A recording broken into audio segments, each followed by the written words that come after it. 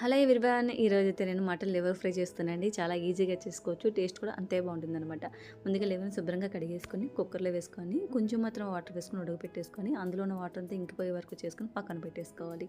అలా కలయి పెట్టుకొని ఆయిల్ వేసుకొని బాగా మరిగిన తర్వాత అల్లం ముక్కలు, పచ్చిమిర్చి, ఎల్లుల్లిపాయ ముక్కలు, కరివేపాకు కూడా వేసుకొని బాగా వేయించుకోవాలండి. ముందుగా వేయించుకొని మంచి టేస్ట్తో పాటు స్మెల్ కూడా బాగుంటుందండి ఫ్రై అనేది. అలాగే దాంట్లో జీడిపప్పు కూడా వేసుకొని బాగా వేయించేసుకోవాలి. వేగిన దాంట్లో ఉల్లిపాయలు కూడా వేసుకొని ఉప్పు పసులో బాగా ఎర్రగా వేగాలండి.